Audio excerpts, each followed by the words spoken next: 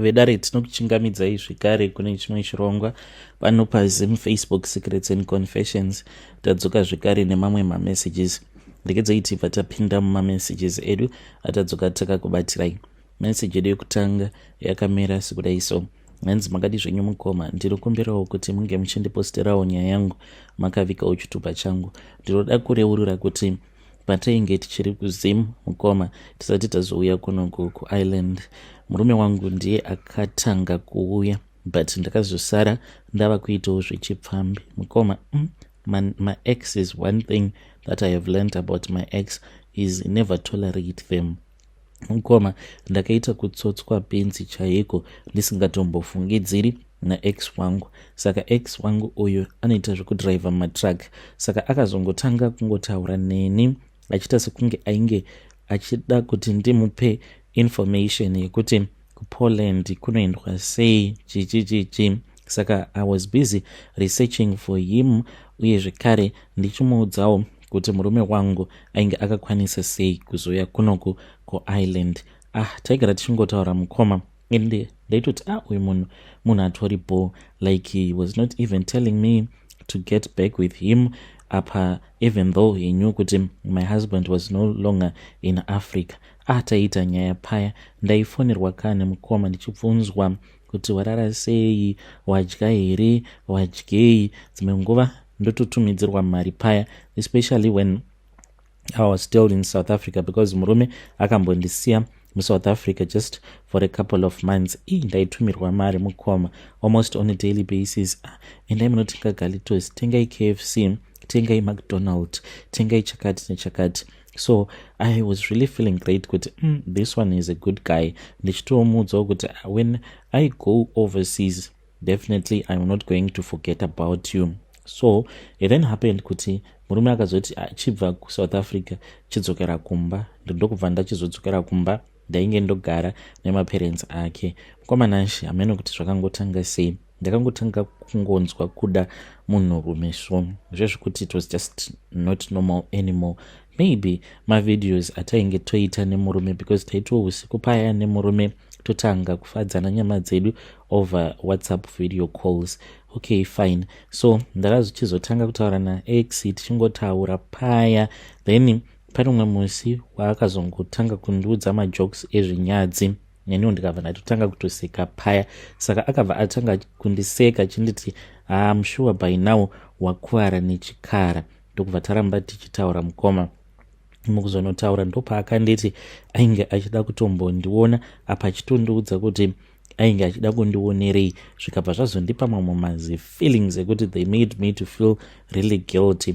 Instead of blocking munhu uyu nekudeleta mafone numbers ake, ndakangoramba ndakachengeta mafone numbers ake. Fine, mukomanashi paakazondiudza kuti he was on his way to Zambia, ndakabva ndaronga jeni yekumboenda kumusha mukoma. Ndainge ndatopindwa nemweya wechihure ipapo. Ndakabva ndazoenda ndokubva ndazonohaika track rake.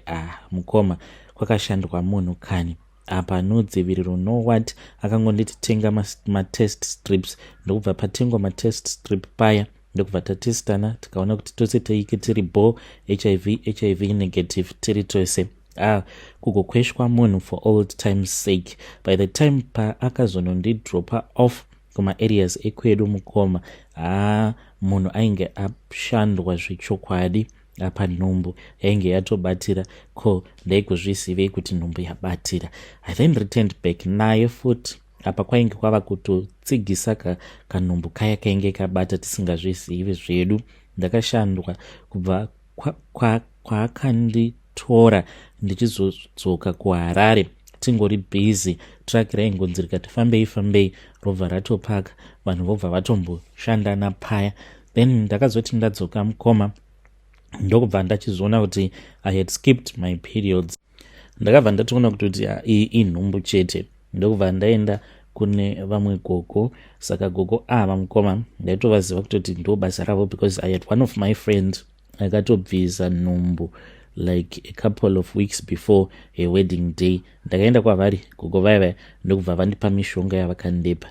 Ndakanwa mishonga ya mukoma, kutoti kanhumbu kaya kakaramba kubva 1 month, 2nd month. Mukoma nachimunoziva kuti ndaita sei. ndaigara ndiine madhenti angu muhomwe. Ndaingoti kana ndikanzwa kuda kurutsa ndobva ndatotora dhenti riya ndototanga kutotsenga dhenti, kana kugara ndiine malemon ndichinanzva malemon. Ndakatonyatsokuona kuti zviya zvekuti ndikangonzwa panenge pachibikwa huku kana kuti bhifu ndinobva ndarutsa rugare rwuya ndaigorutsa sei ndigere pamba pavamwene, losing that opportunity kuti ndinge ndichiuya kunoko. Obvious marriage ainge ichazoparara mukoma. I did not do that. Ndakaramba ndakazvishingisa mukoma. Kutorutsa kwandaiita mukoma, ndaitonorutsira muspare bedroom mune chimwe chichemba chandaishandisa, ndozoenda hangu kutoilet ndonorasa marutsi aya. Partly I can say kuti nhumbu iyi vanhu havana kumboiona because ndiri munhu ane muviri muhombe. So mu3rd month mukoma ndopandakaona kuti kana ndikaita zvekutambaka nhumbu iyi ichasvika pakukura zvekuti vanhu vanoiona. So when I was somewhere 3.5 months, that was when pandakazopiwa mushonga. But vakanditi mushonga uyu wava kutoti unge uchitozvara mwana uyu mukoma. Wainge usiri mushonga wekubvisa as such, but mwana ainge achazotozvarwa. Saka ndakabva ndazopiwa mushonga uya ndikabva ndazoenda kumba kweimwe friend yangu, ndokwandakaenda ndikanonwira mushonga uya. Mushure mekunge ndanwa mushonga uya, iye ainge achitozviziva. Fortunate enough murume wake ainge asiko. Ngoma ndakanwa mushonga uyu, it was somewhere kuma 4 p.m. ndokubva ndachizotanga kunzwa pain somewhere kuma 5. Ndava kutonzwa kutoti panapa iyi ipain yemunhu ari kuda kutopinda mulabor. Ndokubva ndazotanga kurwadziwa mukoma. Ndakarwadziwa ikandisuka mimba iya kubva kuma 5. I think kuti mwana paakazobuda it was somewhere kuma 11 p.m. Ndopa ndakanzwa kuti chinhu chiya chainge chava kuda kubuda. Ndakarwadziwa mukoma zvinengei. Then takazoti dzava kuma past 11 to 12, friend yangu ndopa akazonditora ndobva tapinda motikari. She was the one who was driving. Nanhasi uno mukoma handitombozivi kuti mwana uyu takaenda tikanomurasira kupi, because she was the one who was driving. Iye anoti she was in panic mode, ainge asingatoziva kuti where was she driving going to. But all that I remember is akadriver kubva kuma areas ekwavo. I can say kuti she drove about 2 hours, then ndobva azomisa motikari yake tikabva tazopinda mune chimwe chisango. Mind you, mwana uyu tichizosara tobva pamba pake. Muona mazi plastic bag aya eblack atinoshandisa semabhini, ndo mandainge ndakanda mwana imomo nezvimwe zvihembe. Then ndokubva tazosunga plastic bag riya tikabva tarisa mubhuti. Akati apaka motikari iya tikabva tatora plastic bag riya. Ini ndainge ndongoshingirira, but the pain was just too much. Ndokubva takafamba mukoma, I think for about 30 to 35 minutes tichingofamba tiri musango muya zonosvika iye azoti ndokubva azotora plastic bag riya. Ini at that time, because of loss of blood, ndainge ndisisina kana simba. Ndainge ndava kutonzwa sekunge munhu ainge ava kuda kufenta. Takazoti tasvika padhuze nekamwe karukova, ndipo apo paakabva achizotora zidombo, akabva arisa zidombo riya mukati plastic bag riya, ndokubva azosunga. Ndakazomubatsira mukoma, ndokubva tafamba tichinanaira sezvo aifamba nemunhu ainge asina simba. Ndokubva tafamba tikananaira tikabva tazosvika pedo nerukova rwuya, tikabva tazokanda zipepa bhegi riya rainge riine dombo zvekare nechimwana chiya chandainge ndazvara. Ndokubva tangokanda muya. Akamira akati ngatimire kusvika ranyura. Zveishuwa mukoma, zipepa bhegi riya rakasvika pakunyura. Ndokubva tazogeza maoko edu tikabva tazodzokera kumba kwake. Ndakazogara kumba kwake kuzonosvika ndichizonorikavha mukoma. Pose apa aingopinda mutown because ane imwe friend yake uyo ane pharmacy. Saka ndokwaienda ikoko achinonditengera matablets ekusuka chibereko changu. Mushure mekunge ndaona kuti ndainge ndava bore, ndipo apo pandakazodzokera zvangu kumba mukoma. Ndakazoya kunoku kwandiri kumhiri kwemakungwa, then ndokubva ndazotobatira pamuviri. Murume wangu haatombozvizivi kuti izvi ndo zvandakaita. please post my story mukoma. Kana mukaposta nyaya yangu muzondizivisawo, ndichange ndichizotevererawo mucomment section. Hey, vedari ndo message iyo yandakatumidzirwa ichibva kuna vanzvadzi vedu. Zvakangoma hazvo vedu we, vamwe vachitsvaka mbereko, vamwe ndo vanoti vakavapiwa vana vacho vanoenda vonorasa vana ivavo. Zvakangoma hazvo vedu we. Manje mwana iye pamuchafa muchaona kuti anenge akakumirirai, but ngatitaurei navo vanzvadzi vedu ava mucomment section.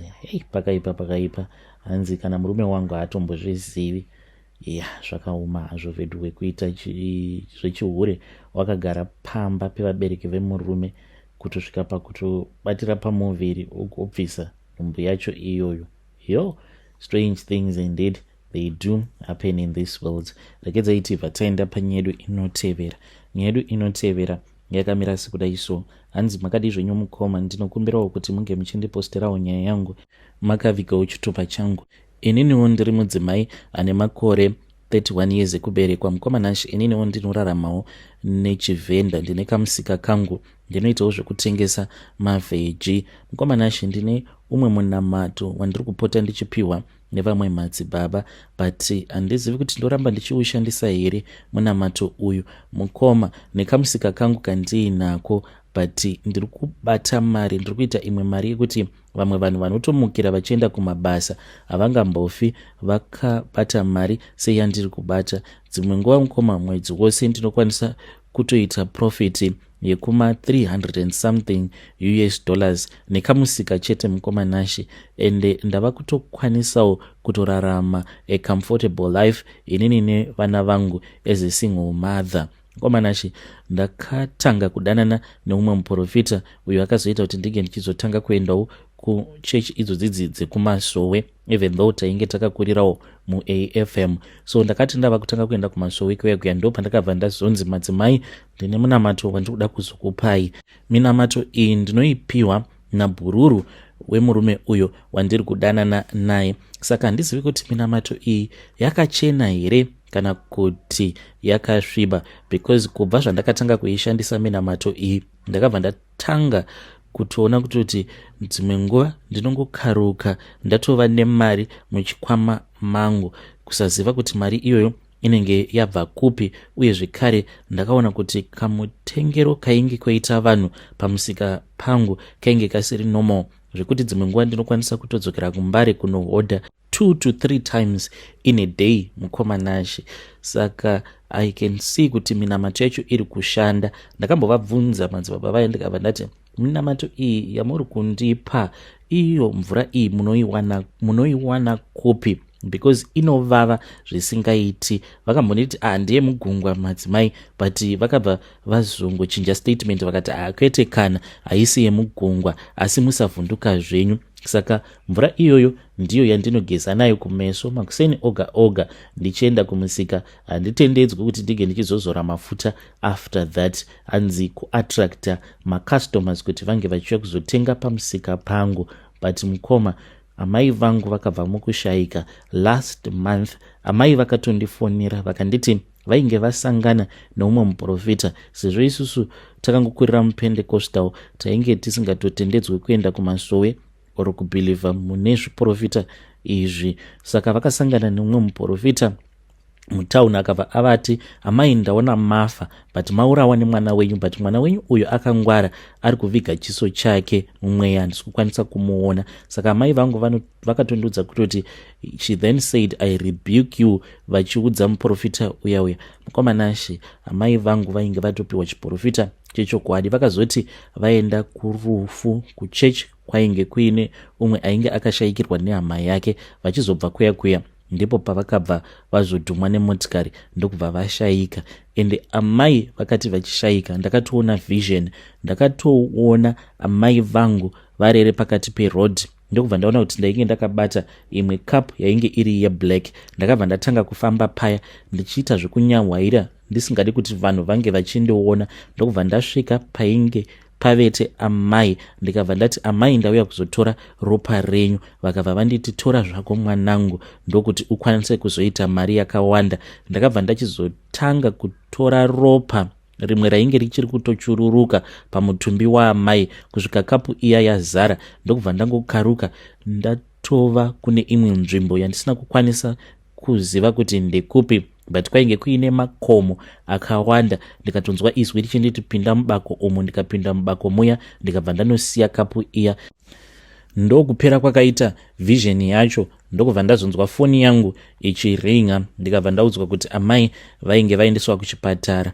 Vanhu vainge vasingadi kundibudira pachena kuti amai kwainge kusisina, but ini ndainge ndava kutozvinzwa munyama dzangu kuti amai vangu vainge vatofa. Saka nawo mukomanashi ndava kutanga kubatanidza metsi dzacho kuti 1 + 1 = 2. I think ndakatorombesewa chete ini. Mukunoromba kwangu ndikashandisa amai vangu ndikavachekeresa, ndokusaka ndiri kuita mari yakawanda kudai. Madzibaba vaya ndakatombovabvunza vakanditi kwete, isu hatiti izvozvo. Makambomunzwepiko munhu anoti iye akarombesewa kumasowe? Mukomanashi ndiyo nyaya yangu. Hamenewo kuti mhuri yeZimbabwe ichati kudii nenyaya yangu. Iniwo ndakangoti ndaida munamato wekuti ndikwanise kubatawo kamari pamusika pangu. Handina kumbokumbira mishonga kana kuti minamato yeurombwa ini. Kana kuri kunzi ndakaromba, ndinofanira kuti ndinge ndichiita sei? Please ndibatsireiwo. Vedari ndo message iyo yandakatumidzirwa ichibva kuna vahanzvadzi vedu. Ngatizamei kuti tinge tichitaura navo vahanzvadzi vedu ava mucomment section.